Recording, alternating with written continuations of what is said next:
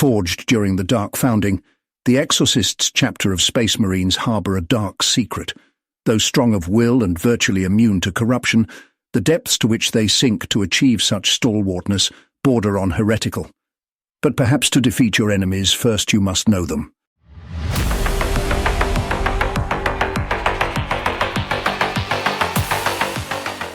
Exorcists are one of a handful of Space Marine chapters who trace their creation to the shadowy 13th founding.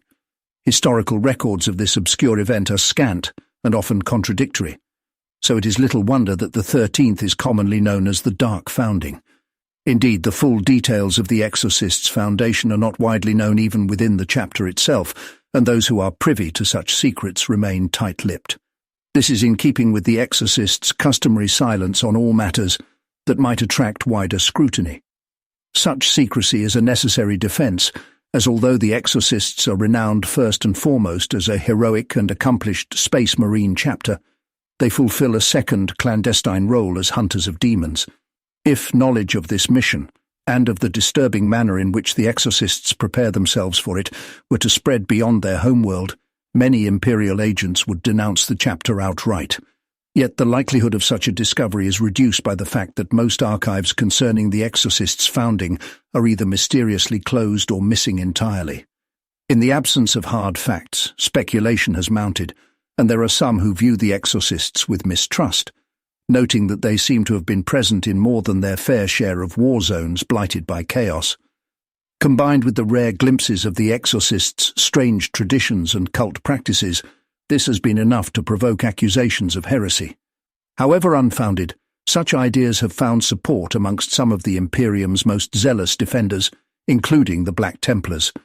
This is a point of considerable irony, as in truth the two chapters share the same primogenitor, the noble Primarch Rogel Dawn.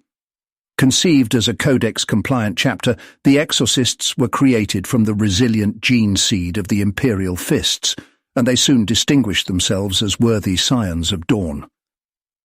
In the early years of the chapter, the Exorcists proved adaptable to many different strategic challenges, whether fighting alongside other Imperial forces or blazing their own trail of destruction through the Emperor's foes. But when the Exorcists deployed to liberate the demon-racked world of Totem 4, the fate of the chapter changed forever. The colonists of the Totem system had long prided themselves on their independent spirit, and by the time they raised the alarm that they were under attack, the invasion led by the greater demon Keriath the Shrouded was already well advanced. The Exorcists were first to respond, and upon landing on the cardinal planet Totem 4, they were immediately beset by a huge host of Tzeentchian warp spawn. Though these eldritch horrors had the numbers to overwhelm the Astartes, the Exorcists' resilience of spirit was formidable, even by the measure of Space Marines. Whether by some quirk of genetics or the invisible will of the Emperor himself, they found themselves able to overcome the corrupting touch of sorcerers and demons in situations others would deem hopeless. So it was on Totem 4, as the Exorcists advanced boldly through the planet's blasted cityscapes, taking considerable physical damage, but never yielding to the assaults their twisted foes made on their minds. Angered by the Exorcists' strange resistance to the mutagenic gifts of Tzeentch, Keriath the Shrouded sought out their leader, Chapter Master Enoch Trismegistus, and hurled his entire psychic essence into the stoic Space Marine's mind. Even the heightened resolve of the Exorcists was no defense against such a powerful entity, and the Chapter Master succumbed to the possession. Yet Keriath's victory was not complete. Though the demon spoke through his host's mouth and did much damage to the Exorcist's position, internally Trismegistus battled on, fighting a desperate battle of wills against the demon and putting its own defences to the test. While this ordeal took a grave toll on the Chapter Master's psyche, it gifted him with profound insights into the weaknesses of his foe and awoke a measure of his own latent psychic ability. In a feat of immense mental strength, he reached out to the mind of Chief Librarian Goetos, and together the two exorcists drew out Keriath and banished him from real space. Thank you so much for watching. If you are enjoying this video, please consider subscribing. Let's continue. The consequences of this episode were momentous for both Trismegistus and his chapter. Unknown to the exorcists, A radical inquisitorial sect known as the Plutonians had already developed suspicions concerning the chapter's unusual spiritual resilience and had embedded an informant in a menial position within chapter command. When this spy reported on Trismegistus's possession, the Plutonians acted swiftly, asserting their authority as Ordo Malleus agents to relieve the chapter master of command and establish purpose-built quarters on the chapter home world of Banish. Here, Trismegistus was interrogated relentlessly. Only after many months was the Space Marine absolved and reinstated as master of his brethren. This was only the beginning, however. In the course of their interrogations, the Plutonians had laid out to Trismegistus their own radical theories concerning demonic possession and how its controlled use might be a paradoxical weapon in the war against chaos. Perhaps they broke their silence out of vanity, expecting the chapter master to face the flames of oblivion soon enough. But Trismegistus had drunk of Cariath the Shrouded's vast intellect and realized the warped genius of the Inquisitor's plan. Once his purity had been proven beyond doubt, he made his own radical proposal to the Plutonians, pledging his incorruptible brethren as partners in their cause. Acting in utmost secrecy, the Plutonians therefore remained on Banish permanently to oversee a program that would be met with outrage if known to the wider Imperium. Entering a forbidding facility known as the Halls of Tempering, each new Exorcists recruit and each compliant existing warrior would be subjected to demonic possession like Trismegistus had been, albeit by entities of much lesser power and under tightly controlled conditions.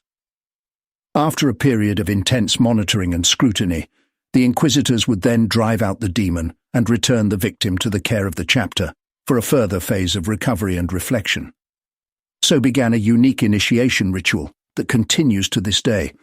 Those who successfully emerge from the ordeal bear disturbing physical and mental scars, but also exhibit qualities that, in the Plutonians' view, justify the brutal ordeal. The process seems to render the exorcist still more fearless and resilient to demonic corruption, and it gifts each battle brother with personal revelations of the nature of demonkind that serve them well in later clashes with the ruinous powers. Whatever the true extent of these changes, the exorcists maintain a stony silence on all matters of chapter training and tradition, knowing that even a single breach of secrecy could be their undoing.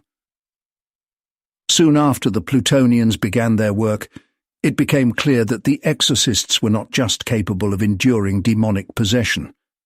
Their corporeal forms also proved strangely suited to retaining any entities that were not successfully banished.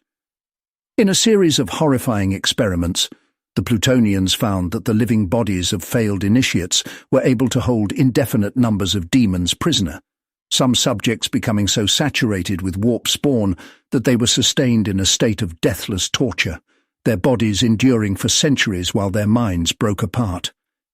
Even in this ignoble end, however, the exorcists found a use for their fallen sons. If these broken ones could not serve the chapter on the battlefield, they could at least live on as vessels of imprisonment, harbouring in their flesh the myriad entities driven out of successful initiates, immortal beings that might otherwise return to the warp and scatter the exorcists' deepest secrets far and wide.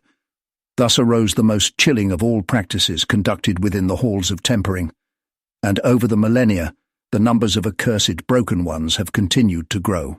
Accommodating such vessels of evil on Banish would be unthinkably dangerous, however, as the apothecarian is concerned with retaining only the untarnished gene seed of successful initiates. Broken ones are dispatched into deep space under maximum security protocols to live out their untold years within a secret prison craft known as the Purgatomb. Within the pitch-black bowels of this immense drifting bastion, the broken ones are left to writhe and scream, locked within the hyper-dense walls of their warded cells. For some 5 millennia, the Purgatomb has served the exorcists' grim purposes, and though its location has become known on occasion, its abominable contents have never yet become known to any ally or enemy. This is well, as if even a single broken one were to escape, the consequences for the chapter, perhaps even for the Imperium itself, would be catastrophic.